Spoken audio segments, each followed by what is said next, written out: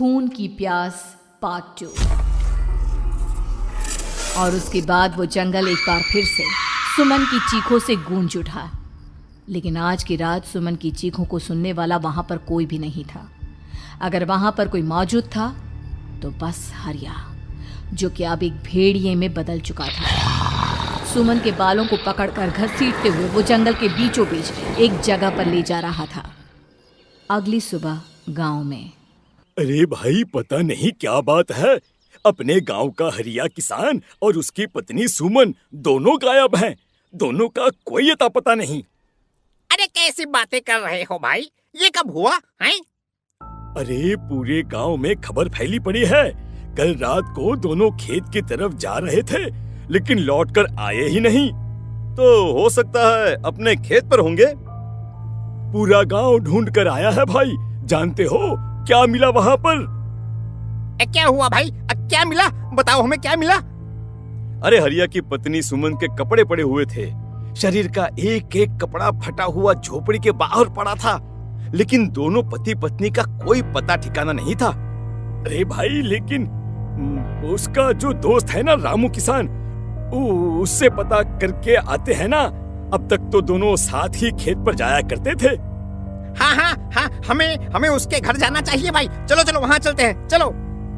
वो सारे लोग रामू के घर पर पहुंचते हैं। रामू अपने घर के बाहर बैठकर हुक्का पी रहा था। आज सारे के सारे लोग टोली बनाकर मेरे घर क्यों आ रहे हैं? क्या कोई मर गया क्या भाई? अरे कैसी बातें कर रहे हो? तुम्हारा सबसे अच्छा दोस्त हरिया और उसकी पत्नी गायब है और तुम यहाँ बैठकर हुक्का पिए जा रहे हो हैं? रामू ने अजीब सी नजरों से उन सब गांव वालों की तरफ देखा, जिसकी वजह से वो लोग एक बार के लिए डर गए। गायब है? अरे गायब नहीं है, मुक्ति मिल गई है। उन दोनों को मुक्ति मिली है।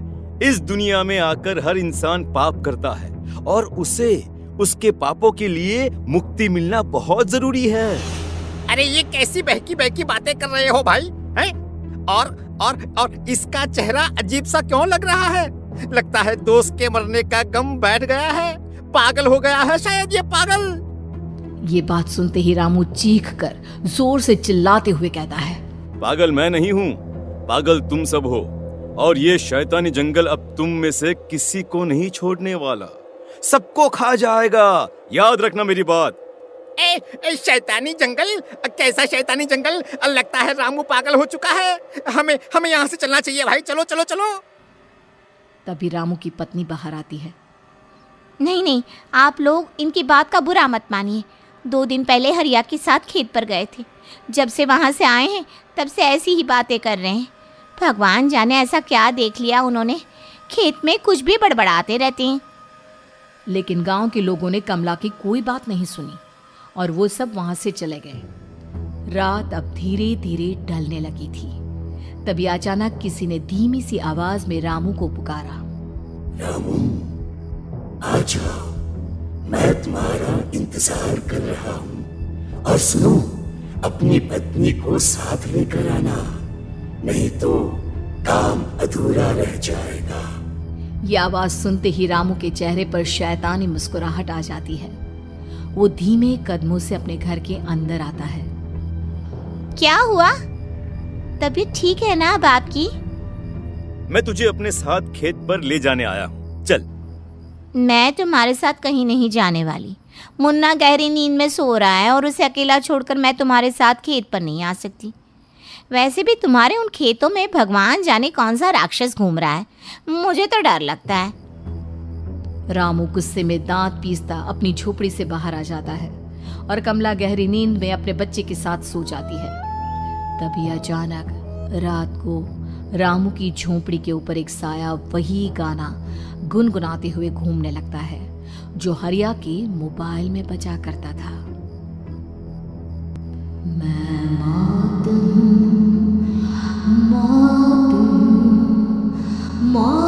जो पसरी है चारों ओर, जो आएगी कहीं से भी निगल जाएगी सबको। मैं मौत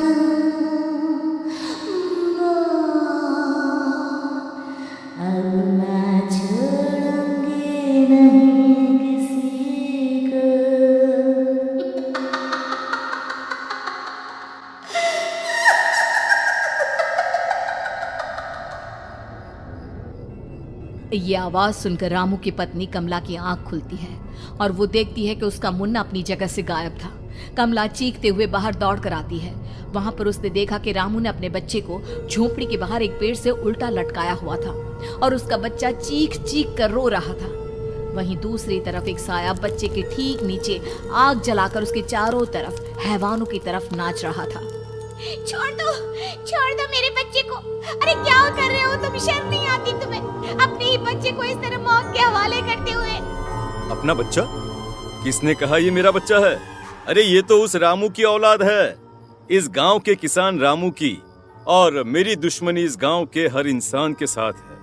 क्या कैसी बात कर रहे हो तुम? और ये औरत कौन है? ये मेरे बच्चे को खा जाएगी। तभी अचानक से उस साया ने एक बेहद खतरनाक दिखने वाली औरत का रूप ले लिया और उसकी आंखों से आग निकल रही थी। सही पहचाना तूने, मैं तेरे बच्चे को खा जाऊंगी। अगर तू अपनी इस हैवान पति रामू के साथ जंगल नहीं आई तो मैं तेरे बच्चे को खा जाऊंगी। लेकिन क्यों? आखिर क्या चाहती हो तुम मुझसे? मुझे जंगल क्यों ले जाना चाहती हो? औरत बुरी तरह से ठहाके मार मार कर जोर जोर से हंसने लगी और साथ में रामू भी। ये तो तुझे वहां चलने के बाद ही पता चलेगा ना। अगर तू नहीं आई तो थोड़ी देर में तेरा ये बच्चा आग में जलकर मर जाएगा। चल जल्दी। नहीं नहीं, मेरे बच्चे को छोड़ दो। तुम जहाँ कहोगे मैं तुम्हारे साथ चलने के लिए तैयार हूँ। और उसके बाद उस बच्चे को झोपड़ी में लिटाकर आगे आगे वो साया चल रहा था और उसके पीछे पीछे रामू अपनी पत्नी के बाल पकड़कर उसे घसीटते हुए जंगल की तरफ ले गया। जंगल में जाने के बाद, कितनी खूबसूरत हो तुम। आज की रात बस तुम और मैं एक दूसरे के साथ रहेंगे। मुझे तुमसे बहुत डर लग रहा है। तुम्हें क्या हो गया है? तुम तो बिल्कुल ठीक थे। वो होगा जो हमारे बीच होना चाहिए। तो आओ आओ, अपने आप को मेरे हवाले कर दो। कमला ने डर की वजह से अपनी दोनों आंखें कसकर बंद कर ली थी। रामू ने बुरी तरह से चीख कर कमला से कहा, आंखें खोलो अपनी और मेरी तरफ देखो। कमला ने जैसे ही अपनी आंखें खोली उसने देखा कि रामू एक खतरनाक खूनी हैवान में बदल चुका था। कौन हो तुम? जाने दो मुझे। क्या चाहते हो मुझसे? वही जो एक आदमी एक औरत से चाहता है। मैं तुम्हारा पति रामू नहीं, बल्कि इस जंगल का एक भेड़िया हूँ, और आज की रात तुम्हारे खून से अपनी प्यास बुझा जाऊं। और उसके बाद वो जंगल कमला की दर्दनाक चीखों से गूंज उठा। अगली सुबह कमला के कपड़े भी जंगल में उसी तरह पाए गए जैसे कि सुमन के पाए गए थे। इस घटना के बाद पूरे गांव में दहशत का माहौल था।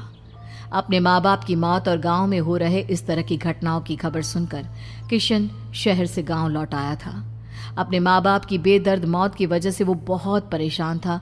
तभी अचानक उसे अपने घर में खाट के नीचे पड़ा हुआ वो मोबाइल फोन मिला जो उसने अपने पापा हरिया को गिफ्ट किया था।